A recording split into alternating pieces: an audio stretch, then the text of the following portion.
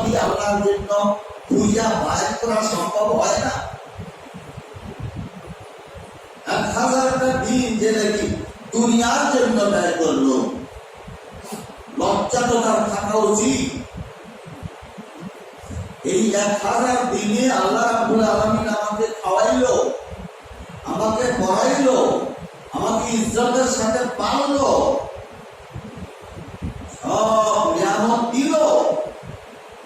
একটা দিনও আল্লাহর জন্য ব্যয় করা সম্ভব হলো না, আল্লাহর জন্য ফিকির করা সম্ভব হলো না, আল্লাহর জন্য চিন্তা করা সম্ভব হলো না, আল্লাহর জন্য মুরাকাবায় বসা ধ্যান করা সম্ভব হলো না। লজ্জা করা উচিত। বিভিন্ন সম্পর্ক হইতে কি মন নিশ্চিন্ত হয় না? আপনার প্রতি আল্লাহ তাআলা প্রমাণ প্রবর্তিত হইয়াছে। পরন্তু আপনিও স্বয়ং অনুভব করিয়াছেন যে মুহূর্তকাল সংসর্গে অবস্থান দীর্ঘদিনের চেল্লা কাশি বা কঠোর ব্রত পালন হইতে উৎকৃষ্ট। আপনি তো বুঝতে পারছেন, কিছু সময় ওলি আল্লাহর দরবারে অবস্থান করলে 1000 বছর চিল্লা কাশি করলে, ইবাদত বন্দেগী করলে যে সওয়াব পাওয়া যায় তার থেকে সামান্য সময় ওলি আল্লাহর দরবারে অবস্থান করার মধ্যে খায়র বরকত অনেক বেশি। সোহবতে সালে তোরা সালে কোনা, একজমানা সোহবতে বা আউলিয়া, তোরা সালে সালে তোয়াত বেরিয়া। 1000 বছর, 100 সাল, 100 বছর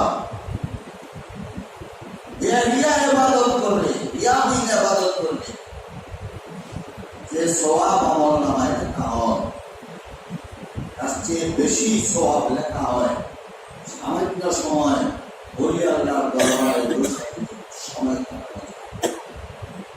আপনি তো নিজেও বুঝতে পারছেন, যেহেতু 7 দিন আমার কাছে ছিলেন, আপনার কাছে কি এই বুঝটা হয় নাই, এই ইয়াকিনটা পয়দা হয় নাই? এই বুঝ হওয়ার পরেও আপনি দুনিয়ার মোহে কেমন করে আচ্ছন্ন হয়ে রইলেন?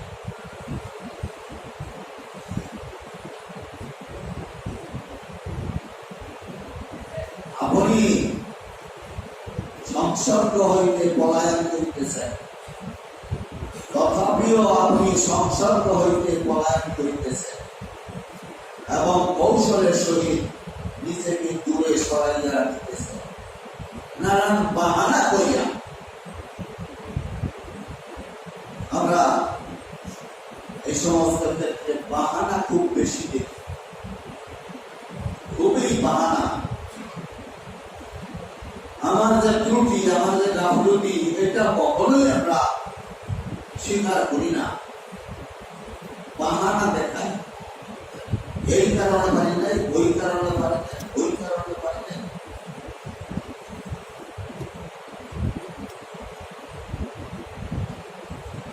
কৌশলের সাথে নিজেকে আর কত দূরে সরাই,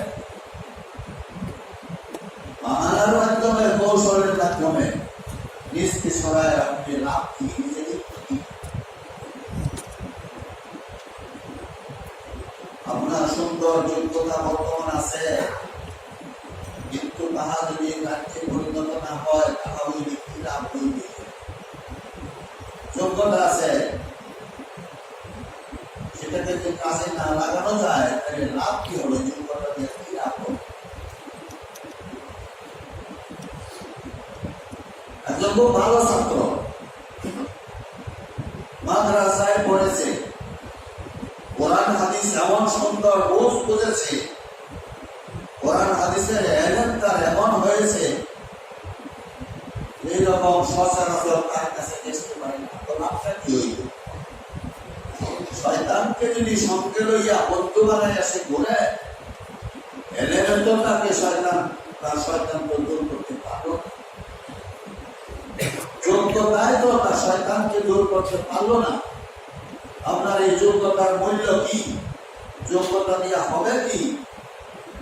কিন্তু আপনি একটি কোনো কাজকে পরিণত করতে পারলেন না। আপনার যোগ্যতা হচ্ছে বটে, কিন্তু মনোবল অত্যন্ত হীন। আপনি শিশুদের ন্যায় মণিমুক্তার পরিবর্তে পুলক বা ভক্ত বীর পাত্রের প্রাপ্তে শান্ত আছেন। শিশুর মতো মণিমুক্তার বদলে আপনি ভাঙ্গা সেরা সেরা এই সমস্ত অর্জন করার জন্য কামাই করার জন্য পাগল হয়ে গেছে। আখিরাতের আমল গুলা হলো মণিমুক্তা, আর দুনিয়ার ধন সম্পদ, দুনিয়ার বাড়ি গাড়ি, দুনিয়ার নেতৃত্ব, দুনিয়ার সরকারি, এই সমস্ত এই সবই হইল ভাঙ্গা চেরা, ভাঙ্গা মৃত পাত্র। চেরার কোনো মূল্য নাই, এটার কোনো মূল্য নাই। রাস্তায় ঘুরে থাকলে পাও দিয়ে ডাক্তার এই চেরা শেষ হয় না, কোনো কাজে লাগে না এই চেরা।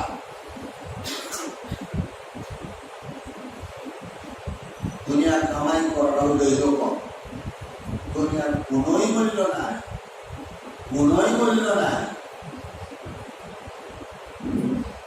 আল্লাহওয়ালা যারা, তাদের কাছে দুনিয়ার কোনো মূল্য নাই, আল্লাহর কাছে দুনিয়ার কোনো মূল্য নাই। আল্লাহ বলেন কি, সাগরের মধ্যে একটা মশার পাও ভিজাইলে ওই পাওয়ের মধ্যে যতটুকু পানি ধরে অতটুকু পানি দুনিয়া না। সুতরাং এই দুনিয়া পাওয়ার জন্য এত পাগল, আখিরাতের কামাই করার জন্য কোন চিন্তা ভাবনা নাই। জীবন চলে যাচ্ছে,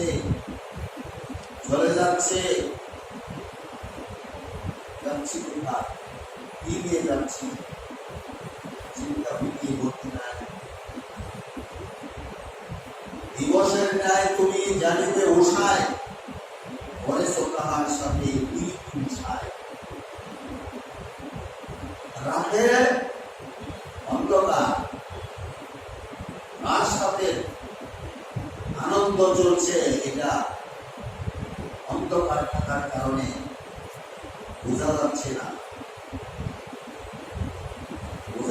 না।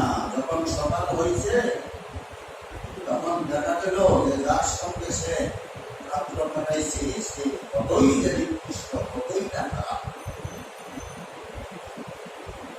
এই দুনিয়াটা যে কতই নিকৃষ্ট, কতই খারাপ, এটা বোঝা যাবে প্রত্যুষে।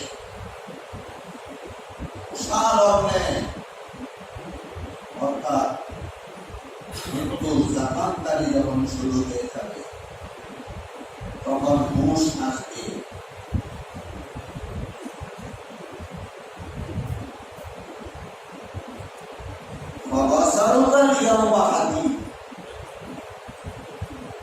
দুনিয়াতে দেখতেছিলা সুন্দর বন্ধু বলে, বান্ধবী বলে, আজকে তোমার চোখের মধ্যে দৃষ্টি আসলো।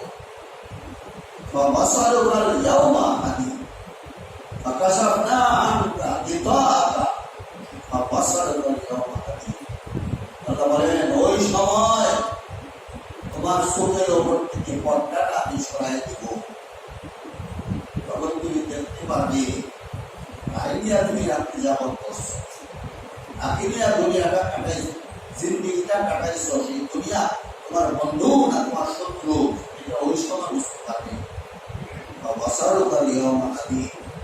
তখন দেখবে হাহাকার, যার জন্য পাগল ছিলে সব তোমার দুশ্মন, যার জন্য যার প্রেমে মগ্ন ছিলে সবই তোমার দুশ্মন। কেউ তোমার আপনজন, কেউ তোমার বিন্দুমাত্র উপকার করবে না। এইটার দেখাটা, দর্শনের পাওয়াটা শুরু হবে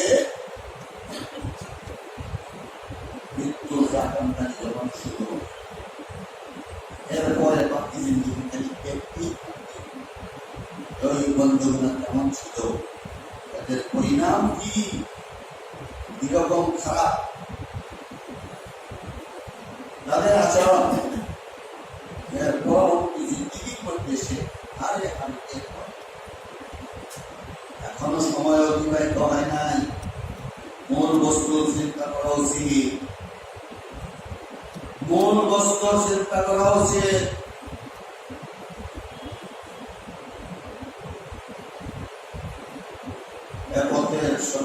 সর্বোৎকৃষ্ট কার্য খাতির জমা একাগ্রচিত্তধারী ব্যক্তিগণের সংসর্গে অবস্থান। মূল বস্তু হলো এটা, সর্বোৎকৃষ্ট কার্য খাতির জমা একাগ্রচিত্তধারী ব্যক্তিগণের সংসর্গে অবস্থান। যদি ইহা হস্তগত না হয় তাহলে সকল সময় আল্লাহর জিকিরে লিপ্ত থাকা উচিত। এই দুইটা লাইনের থেকে ভালো করে বুঝে নিতে হবে। জিকিরের চাইতেও অধিক গুরুত্বপূর্ণ কাজ হইল খাতির জমা ব্যক্তি, কামেল মোকাম্মেল পীর যিনি, তার কাছে অবস্থান করা না জিকিরের চাইতেও।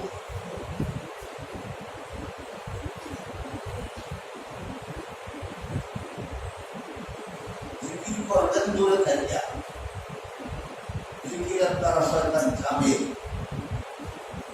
আবার গাফলত যখন আসবে তখন শয়তান আবার আসবে। কামেল মোকাম্মেল খাতির জমাধারী ওলিয়াল্লাহ যিনি, তার কাছে বৈশা জিকির করতে হয় না। কাছে অবস্থান করার কারণেই শয়তান আর এখানে আসতে পারে না। এই সোহবতের কারণে তার সিনা থেকে আমার আপনার সিনার মধ্যে যে নূর প্রবাহিত হবে, ওই নূরের তাজাল্লির চুটেই শয়তান দূরে সরে যাবে। এটি হলো জিকিরের চাইতে অধিক গুরুত্বপূর্ণ কাজ। যদি সোহবত গ্রহণ করা সম্ভব না হয়, যদি ইহা হস্তগত না হয়, তাহলে সকল সময় আল্লাহর জিকিরে লিপ্ত থাকা উচিত। আছেন বদরশীর কাছে তিনি নসরত এইভাবে করতেছেন। যদি আসতে নাই পারেন তাহলে বিকল্প কাজ হইল সবসময় জিকিরের মধ্যে। আমরা সবসময় জিকিরের মধ্যে থাকি। যখন সবক নিব এই সময় জিকির নয়, এই সময় শুধু সবকে খেয়াল করে এই মসজিদের আওয়াজের দিকে লক্ষ্য করে বসে থাকতে হবে মনোযোগের সাথে। বাকি সময় যখন সোহবতে থাকবো না, ওই সময়টা নিজকে রক্ষা করতে হলে অনবরত জিকির চালিয়ে যাবে, অনবরত। ছোটকালে শুনতাম বড়রা পড়তো, সামনে বাড়িটা মারবি, একেবারে মেরে বলেনি। বাড়ি যদি একটা লাগে আর যদি সাপ না মরে তাহলে কিন্তু উপায় যদি না, রাত্রে সাপে এসে কামড়ে, রাত্রে সাপে এসে বিছনা বাজে এসে কামড়ে, খুব ভয় পেতাম। সাপের খাওয়ার পানি দেওয়াটা খুব ভয়ের কাজ, যদি না মারতে পারে। বাইরে ঘুরে গেছে, সাপের লেজে পানি মারছে, সাপে কিন্তু এখন কামড়ে দেয়। হাতিয়ারটা সঙ্গে রাখতে, যখনই দেখবেন তো পানি মারবে। ওই হাতিয়ারটার নাম হইল অনবরত। যখন দূরে থাকবেন তখন অনবরত জিকিরের মধ্যে থাকতে হবে, যখন কাছে থাকবেন তখন সৌবতের মধ্যে থাকতে হবে। আসেন বলেন শিল্পীকর মুজাদ্দিদ সানি রহমতুল্লাহ আলাইহি এই উপদেশটাই দিয়েছেন, যেটা আমরাও উপদেশ হিসাবে গ্রহণ করি। যে জেগে কোন সৌভাগ্যবান হলি হইতে বৃদ্ধ হইয়াছে, আন্তাজি মান্তাজি আন্তাগুন্তাজি কিনা আন্তাগুন্তাজি কি করেন না, আছে নিজে নিজে করে, বই কিতাব দিকে করে, বই কিতাব লেখা আছে, ওটা তো হবে ওই রকম। যেহেতু ভিতরের পদ্ধতি জানা নাই, প্রক্রিয়া জানা নাই, নিষ্পদ নাই, সে তো জানে না সে কি করতেছে। সাপের লেজে পানি দেওয়ার মতো তো হইতেছে। কতক্ষণ জিকির করে আপনার বলে জেলে দিল, সেটা তো বাকি সময় সাথে কেটে তো যে যে সৌভাগ্যবান বলি হইতে বৃদ্ধ হইয়াছে, আমাদের নিবিষ্ট কথা আবশ্যক, যে কোনো জায়গা থেকে যদি নিয়ে নয়। যিনি বলি আরেক জায়গায় বায়াত হয়ে, হক্কানি তরিকায় বায়াত হয়ে, নাজারাত তেলাওয়াত পেয়ে জিকিরের তালকিন শিখিয়ে যাচ্ছেন, মানুষকে দিয়ে যাচ্ছেন, এমন ব্যক্তির কাছ থেকে জিকির গ্রহণ করতে হবে। এবং যে সকল কার্য জিকিরের প্রতিবন্ধক, তারা ব্যক্তি বিরত থাকা উচিত। এখানে হলো একটু সমস্যা। জিকিরের ক্ষেত্রে প্রতিবন্ধক ওই কাজগুলো আমরা করি।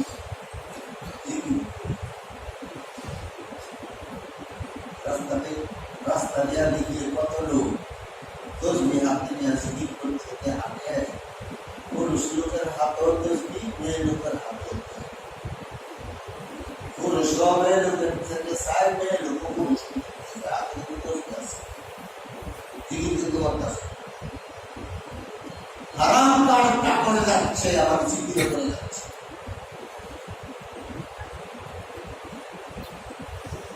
জিকিরও করে যাচ্ছে, টেলিভিশনের সিনেমাও দেখছে, জিকিরও করে যাচ্ছে, হারাম খাচ্ছে, জিকিরও করে যাচ্ছে, ঘুষের টাকা খাচ্ছে, জিকির করে যাচ্ছে, অন্যায় কাজ করছে। জিকিরের পথে প্রতিবন্ধক রাখা এই কাজগুলো জিকির করতেছি। এখন গপ্পের মধ্যে যায়, যদি মনোযোগ দিয়ে জিকির থাকবো, এই গপ্পের মাঝে মনোযোগ দিতে অযথা অপ্রয়োজনীয় পত্রিকা পড়ার কোনো দরকার নেই, নাটক নোবেল উপন্যাস পড়ার কোনো দরকার নেই। যেটার দ্বারা আমি কোন ইসলামের দ্বীনি শিক্ষা পাই না, এই ধরনের বই পুস্তক পড়ার কোনো দরকার নেই। জিকিরের পথে গ্রহণ করা, এমন বন্ধুর সঙ্গে শোনা উচিত না, দরকার নাই। যে বন্ধুর সঙ্গে মিশলে পরে আমার জিকির বন্ধ হয়ে যাবে। এমন আত্মীয় বাড়িতে বেড়ানো যাওয়ার দরকার নাই, যেখানে গেলে শরীয়ত লঙ্ঘিত হবে, জিকির বন্ধ হয়ে যাবে।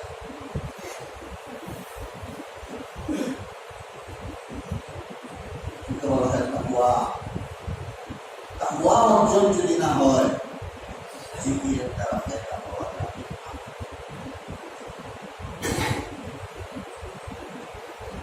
এক 99টা এক আমল করেন আপনি, নফল ওই 99টা এক আমল করলে পরে যে সওয়াব পাইবেন, তার চেয়ে বেশি সওয়াব পাইবেন একটা আরাম কাজ যদি অর্জন করতে পারেন।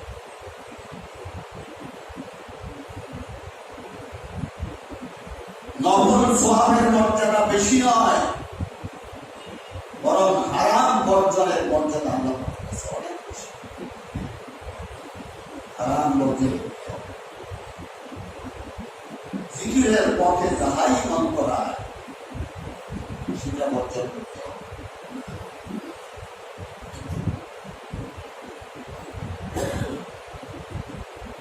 শরীয়তের হালাল বরং করে এসে গেছে, এই কথা শরীয়তের হালাল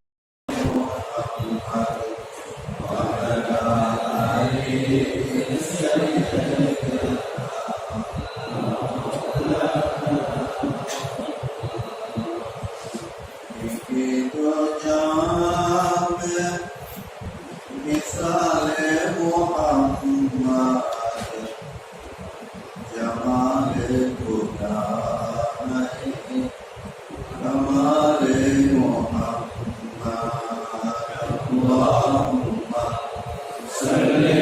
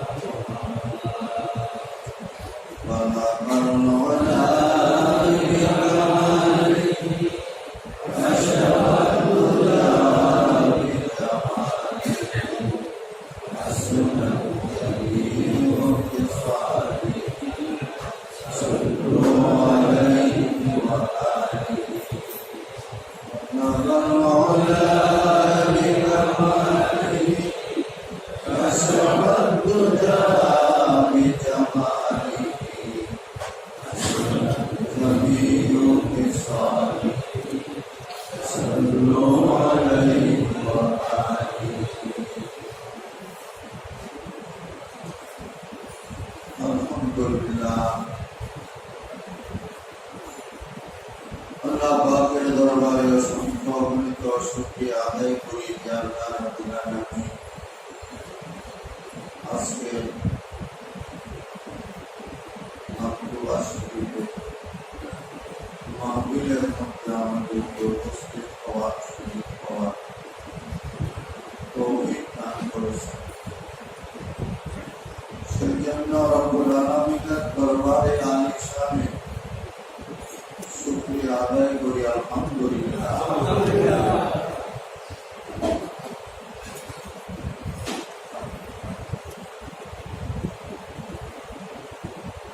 আমরা সকলে মুসাফির, যাত্রা আমাদের কবরের দিকে।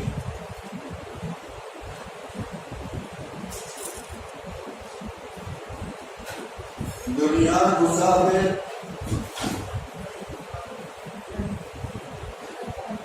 তাদের যাত্রা স্থল বিভিন্ন দিকে।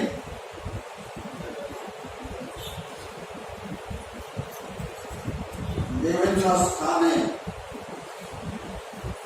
বিভিন্ন মঞ্জিলে, বিভিন্ন মাকসুদের জায়গায়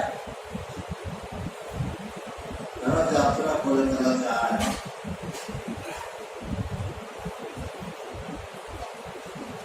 আমরা যে মুসাফির, আমাদের গন্তব্যস্থল যাত্রা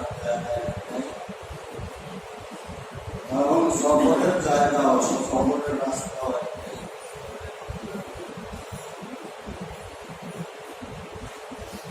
দুনিয়ায় মুসাফিরি করে বিভিন্ন পথে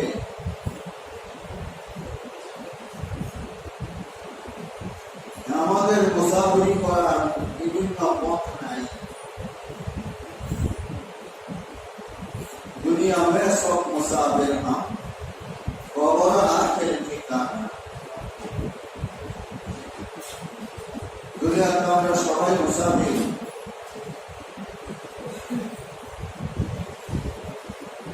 ওই কোন এক স্থানে এক জায়গায় স্থির হয়ে বসবাস করার মতো শক্তি ক্ষমতা আমাদের কারোই নাই। গন্তব্য লক্ষ্যস্থল আমাদের কবর। কেউ আগে যাবে, কেউ পরে যাবে। कोई आगे रवाना है, कोई पीछे रवाना।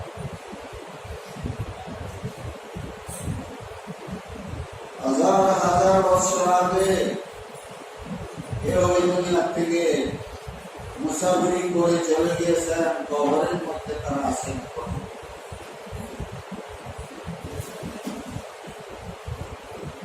শত শত বছর পূর্বে কেউ চলে গিয়েছেন, তারা এখনো কবরে শুয়ে আছেন।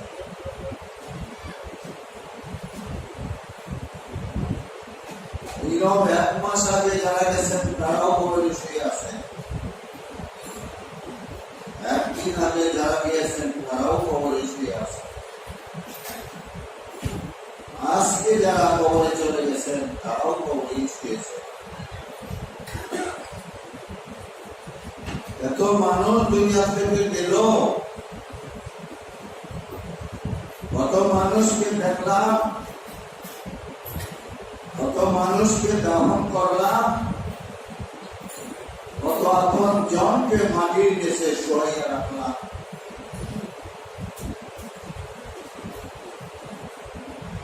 আমারও তো সেই একই গতি হবে, একই পথে আমাকে যেতে হবে, এটা কিন্তু সবসময় দেখতেছি। তার জন্য প্রস্তুতি নাই আমাদের।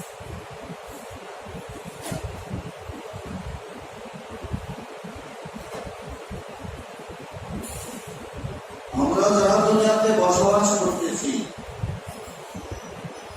সকলের জন্য তিন ধরনের সাথী আছে, তিন ধরনের। যখন এই দেহ থেকে আত্মাটা ছেড়ে যাবে, আত্মা ছিল রোগের জগতে, দেহটা ছিল মাটির মধ্যে, মাটির থেকে প্রক্রিয়াজাতের মাধ্যমে, প্রক্রিয়াকরণের মাধ্যমে আল্লাহ ওই মাটির সার পদার্থগুলি মা বাবার দেহে সঞ্চারিত করেছেন। সেই সার পদার্থ দিয়ে আল্লাহ রাব্বুল আলামিন আমার আপনার দেহটা তৈরি করেছেন মায়ের পেটের ভিতরে রেখে। 4 মাস বয়স যখন হয়েছিল, আত্মা তৈরি করে যেখানে রাখা হয়েছিল আলমে আরওয়া, সেই জায়গা থেকে আত্মাটা আমার জন্য যে আত্মা, আপনার জন্য যে আত্মা, সেই আত্মাটা আমার ভিতরে আপনার ভিতরে আল্লাহ রাব্বুল আলামিন দেখিয়ে দিয়েছেন। অতীত জীবনের সংবাদ এগুলা, আমার সংবাদ, আপনার সংবাদ, আমার ঘটনা, আপনার ঘটনা, আমার জীবনে ঘটেছে, আপনার জীবনে ঘটেছে, কারোই মনে নাই, সব ভুলে গেছে।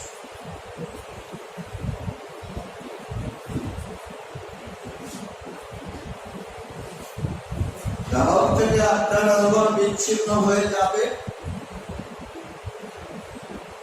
যেখান থেকে এসেছিল সেই জায়গায় আর যাবে না, আলোরে আর ওয়াহতে আর ফিরে যাবে না। দেহটা মাটি দ্বারা তৈরি হয়েছে, এই মাটির মধ্যে চলে যাবে কিছুকাল থাকার জন্য, তারপরেও এখানে থাকতে পারবে না।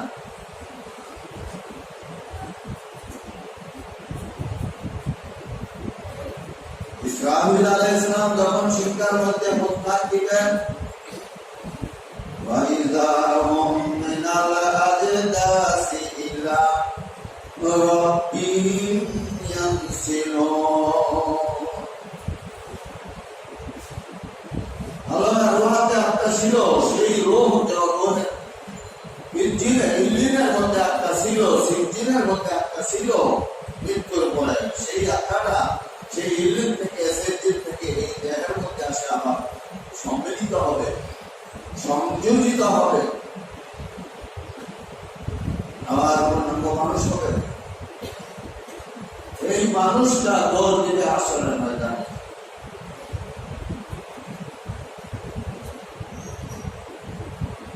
আমরা দৌড়ে যাচ্ছি কবরের দিকে। ওই কবরের জিন্দেগির মধ্যে হাজার হাজার বছর আমাদেরকে পড়ে থাকতে হবে।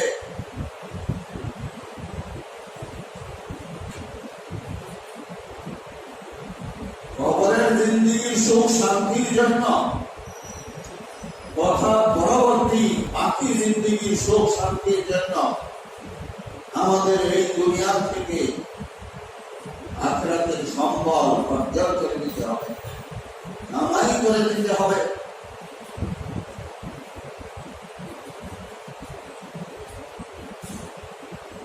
তিন প্রকারের সাথী আমাদের বলছিলাম, প্রত্যেকের জন্য তিন প্রকারের সাথী আছে, তিনটা সাথী আছে।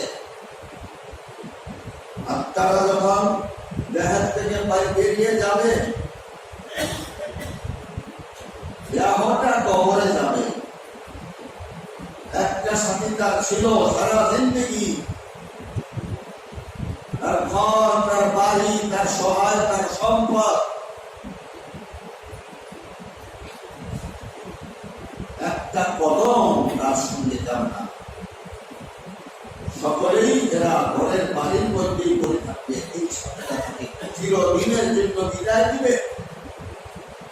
সাথীটা যাবে কবরে, আর তার এই দুনিয়ার সাথী সকলেই এই ঘরের মধ্যে করে থাকবে।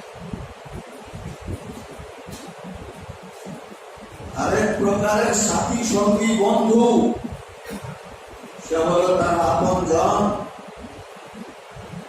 লাশের সঙ্গে কবর পর্যন্ত যাবে।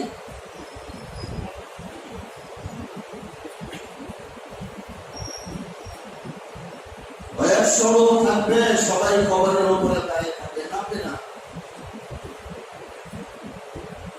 দুইজন লোক নামবে কবরের ভিতরে, সেই ব্যক্তিটা চিন্তা করবে, এতগুলো লোক আমার সঙ্গে আসলো, আমার সঙ্গে সঙ্গে তো আর কেউ যাবে না। শেষ পর্যন্ত আমার ছেলে দুইজন নামলো, তারাই দুর্ভয় কবরে আমার সঙ্গে থাকবে। সুন্দর করে শোয়ানোর পরে যখন তারা কবর থেকে উঠে পড়বে, আফসোস করবে, সারাটা জিন্দিগি যাদেরকে নিয়ে আমি চললাম, যাদেরকে পাললাম, যাদেরকে দেখলাম, যাদেরকে বুকে জড়াইয়ে রাখলাম, আজকে আমাকে এই জঙ্গলার ধারে কবরের গর্তের ভিতরে রেখে সবাই চলে গেল। একজন সাথী শেষ পর্যন্ত তার সঙ্গে থাকবে। ওই সাথীটা বলবে, ভাই দুনিয়াতে তোমার সঙ্গে আমি ছিলাম, সারাটা জিন্দিগি তোমার সঙ্গে আমি ছিলাম। এই কবরের জবাব হাজার হাজার বছর না লক্ষ লক্ষ বছর তোমার এই বরজনী জিন্দিগি হবে, আল্লাহ পাক জানেন। আমি তোমাকে কিন্তু ছেড়ে যাব না। যতদিন তোমার এই কবরের জীবন থাকবে, ততদিন পর্যন্ত আমি তোমার সঙ্গে অবস্থান করব। মিজান, পুলসিরাত, হাসরের ময়দান, যেখানে তুমি যাও না কেন আমি তোমার সঙ্গে থাকবো, তোমাকে আমি ছাড়বো না। এই সাথীটার নাম হলো আমল।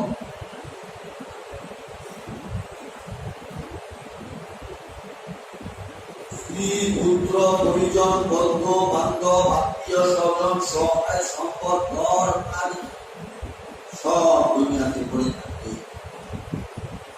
চলে যেতে হবে আমাদের কবরে। কত লোককে কবরে শোয় না, কত লোক কবরে শুইল দেখলাম। আমাকেও যে যেতে হবে, এই মোষ, এই জ্ঞানটা আমার ফিরল না।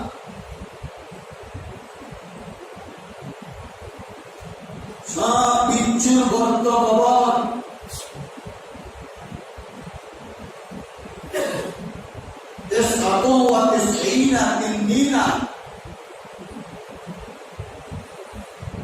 নিরানব্বইটা অজগর সাপ কবরের মধ্যে আছে, 99। একটা সাপের বিষ কিরকম, একটা 99টা না, কেবলমাত্র একটা বিষ। দুনিয়াতে যদি ওই বিষ, ওই সাপে একবার শ্বাস করে, কেমন পর্যন্ত এই পৃথিবীর মধ্যে দুনিয়ার মধ্যে কোনো গাছপালা, তরতাজা গাছপালা এমন বিষধর সাপ। يسلط عليه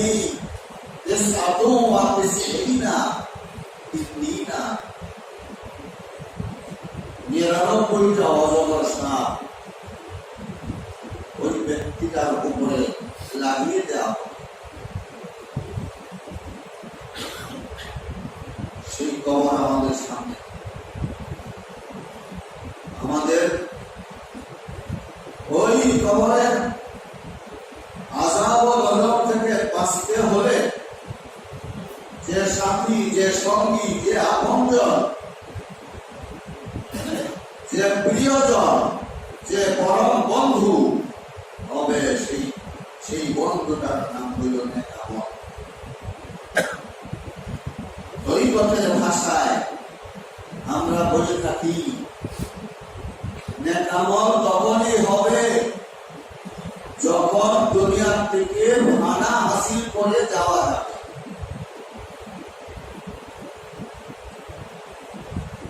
রিয়াজতের মাধ্যমে, তরিকা গ্রহণ করে রিয়াজতের মাধ্যমে কামেল মুকাম্মেল পীর বুজুর্গের দেওয়া সবক আদায় করে রিয়াজতের মাধ্যমে যখন ফানা হাসিল করা সম্ভব হবে, তখনই ওই আমল তার জন্য কার্যকর হবে। যতক্ষণ পর্যন্ত ফানা হাসিল হবে না, এটা কি দুনিয়ার রূপ, দুনিয়ার আকর্ষণ, দুনিয়ার থেকে চলে যাওয়া, মনের থেকে চলে যাওয়া, দুনিয়ার লোভ লালসা। বয়ানের মধ্যে শুনেছেন একটা কথা, আমল বাউলুল আমাল, দীর্ঘ আশা। আমল করবো না তাকে সামনের মাস থেকে করবো না, 10টা করে তারপরে করবো না, বায়াত হবো না, এখনো বয়স হয় নাই, হওয়ার পরেও আমল শুরু করে না, হওয়ার পরেও আমল শুরু করে না। কি ঝামেলা আসি, ঝামেলা শেষ করে নিয়ে তারপরে আবার শুরু করে দিব আমল। এটাকে বলা হয় কওলুল আমাল। আমাল, কওলুল আমাল, দীর্ঘ সূত্রিতা, দীর্ঘ আকাঙ্ক্ষা। এই কাজটা শেষ করে নিই, ওই কাজটা করে নিই, এরপরে আমল শুরু করবো। হায়াতের ডুরিটা তো আল্লাহর হাতে, কোন সময় কোন মুহূর্তে কান দিয়ে দিয়ে যাবে আমরা তো কেউ জানি না। কোন মুহূর্তে কোন দিন আল্লাহ পাক রশিদটা ধরে কান দিয়ে জানি না, অথচ আশা করে বসে আছি করবো না, আর কয়েক বছর যাও, তারপরে ঠিক হয়ে যাও। এমন করলে তো হবে না, কারণ ওই আমল গুলা সহি আমল হওয়া সম্ভব নয়। ম্যাক্সিমাম লোক তো আমল করেই না, যারাও করে বিশুদ্ধ আমল করে না, বিশুদ্ধ আমলের দরকারও নাই। শয়তান এমন ভাবে বুঝটা দিয়ে রাখছে, এমন ভাবে কানের মাঝে দোলা দিয়ে দিছে যে বিশুদ্ধ আমল কি এটা বোঝারও কোনো চেষ্টা করে। পরিষ্কার ভাবে আল্লাহ পাক কোরআনে বলে দিয়েছেন, ওয়ামা উমিরু ইল্লা লিয়াবুদুল্লাহা মুখলিসিনা লাহুদ্দীন।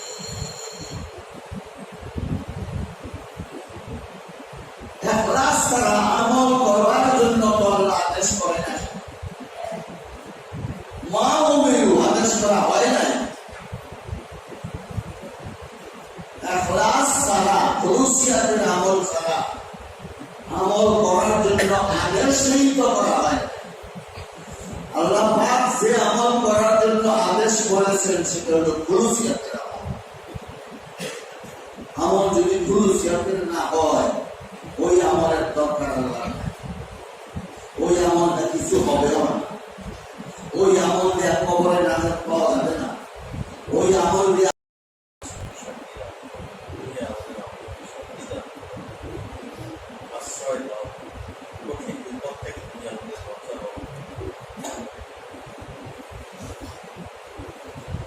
اللهم آمين اللهم آمين ওয়াইদা